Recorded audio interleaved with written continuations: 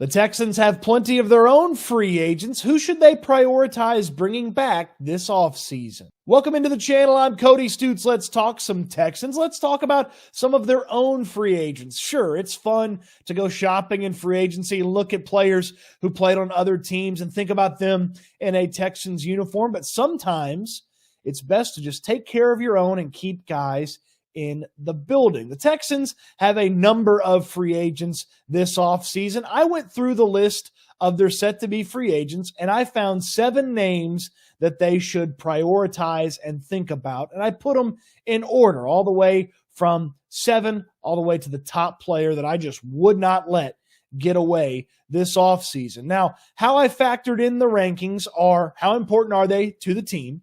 Is there somebody on the team ready to help or take their job?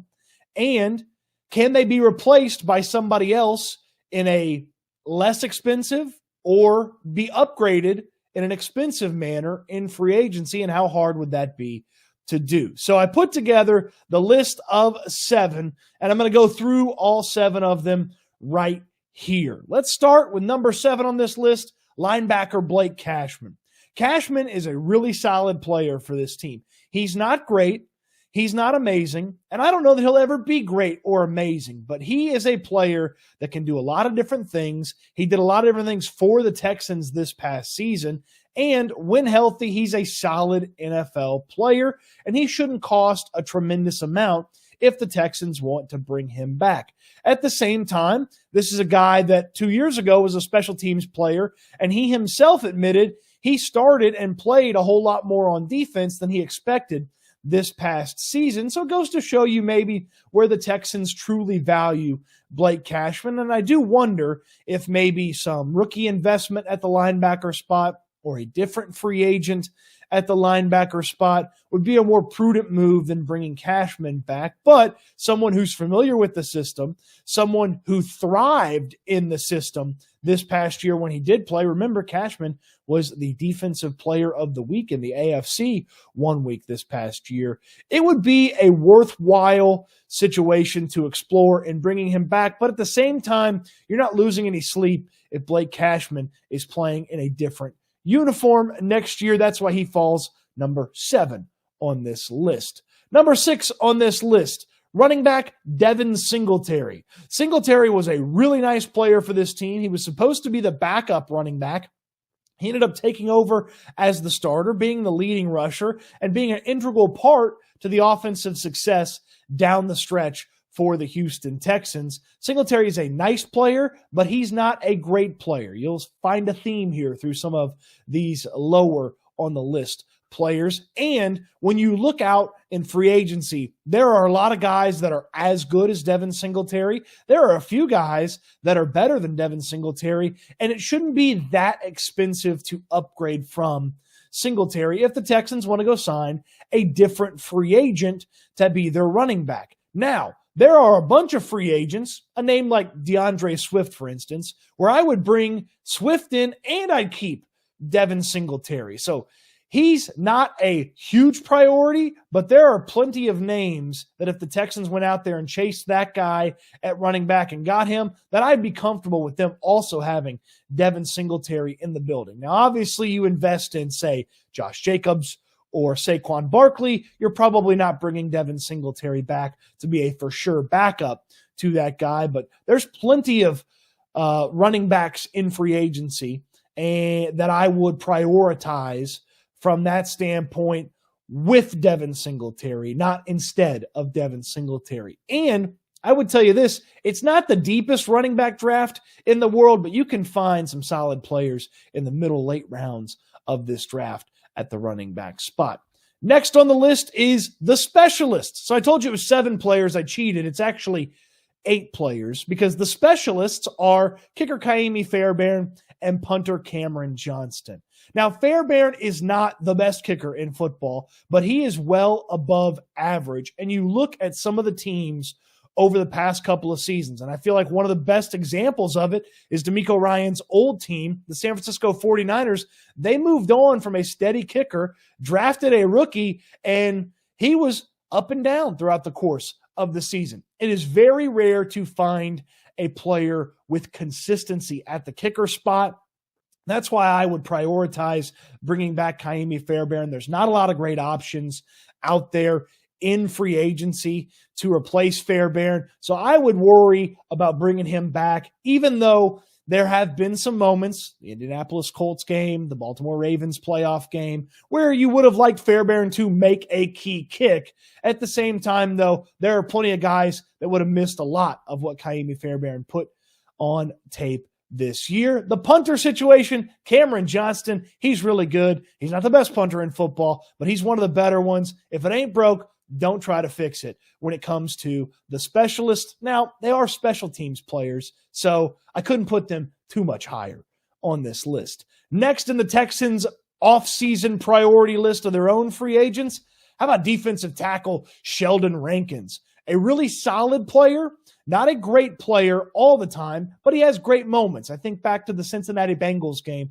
where he just absolutely dominated the Bengals front and was all over Joe Burrow that day and helped the Texans a huge amount in trying to win that game. And ultimately the Texans get it done in overtime. Rankins is a nice player, and he was here on a one-year deal to keep his value high, and he did keep his value high. Now, if he wants a multi-year deal and you want to sign up Sheldon Rankins and Malik Collins together at the defensive tackle spot, I certainly would understand it, but I would feel like the Texans would then need to spend quite a bit of money to make sure that defensive end situation opposite Will Anderson is a really impressive one. There are plenty of defensive tackle options that I would chase if Sheldon Rankins gets a little expensive or the Texans just want to try something different.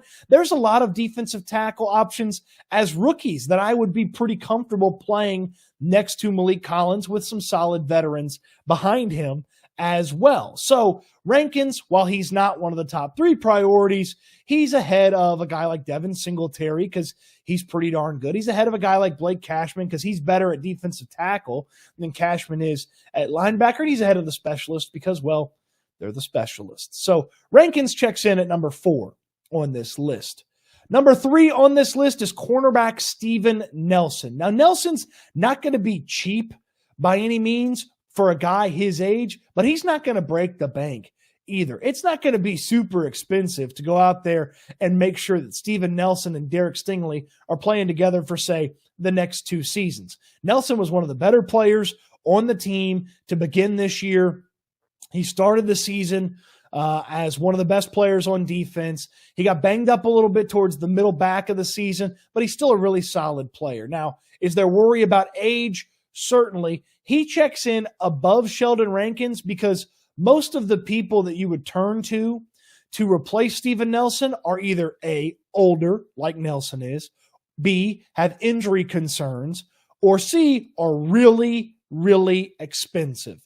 And you have to imagine, if you pay a cornerback a whole lot of money to play opposite Derek Stingley, the next time you go to the contract negotiating table and Derek Stingley's sitting across from you, he ain't taking anything less than his teammate. And in fact, he's probably asking for a whole heck of a lot more. So it's not super easy to replace Steven Nelson, but it's also not the hardest thing in the world if, say, you wanted to put a rookie opposite Derek Stingley with a veteran backup behind that rookie. That's an option that I certainly would go down if I wanted to move on from Steven Nelson and I was the Houston Texans.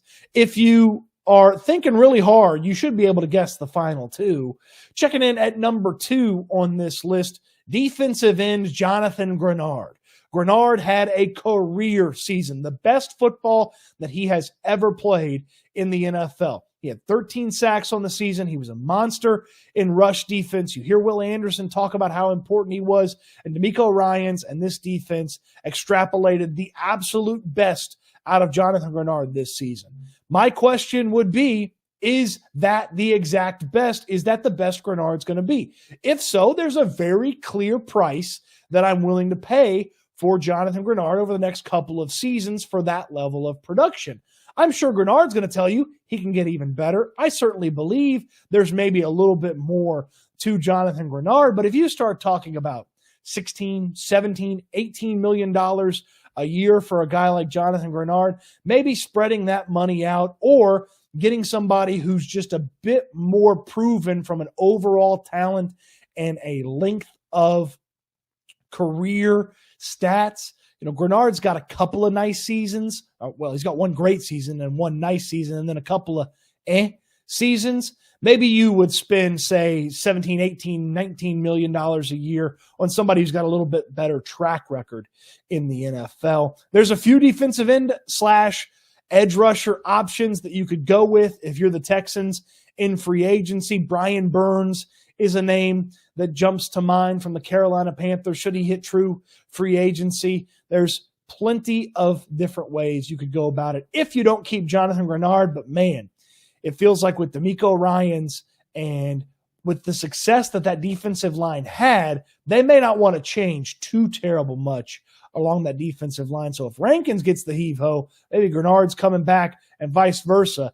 But giving them both the heave-ho and spending money on different players, that's certainly an option for the Texans as well. The number one free agent that the Texans currently have that I would not let get away, I would not let him hit free agency. I'd think about the franchise tag. I'd think about extending him before free agency starts, and I'd even think about maybe slightly overpaying to get him to stay in the building, and that is tight end Dalton Schultz. Now, Schultz makes the top of the list, one, because he was pretty productive for this team this year. He's one of the better pass catchers for the team. I know the drops in the playoffs are fresh in people's minds. He had 4 drops all season long. He was durable. He's one of the most productive tight ends in all of football over the past few seasons. And there's not many great options that you would turn over the starting tight end spot to and feel good in 2024 about it. Sure, Hunter Henry, Gerald Everett, veterans that are set to be free agents, but they're not as good as Dalton Schultz, and they'd have to learn the system and be as effective as Schultz. And neither one of those guys has been effective offensively in the past couple of seasons as Schultz has. And yeah, there's some nice rookies that are tight ends. Cade Stover from Ohio State, Jatavian Sanders from the University of Texas.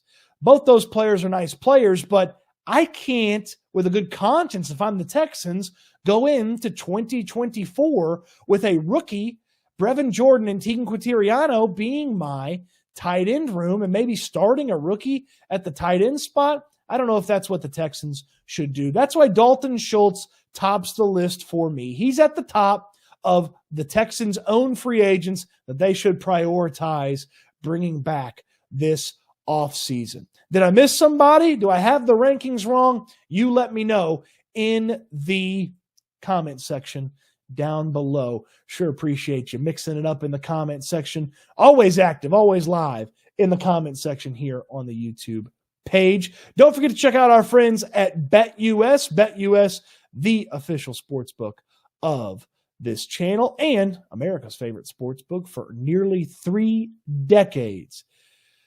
Hope you enjoyed the video. Appreciate you checking it out. Throw me a thumbs up on the video. Subscribe to the channel if you haven't already.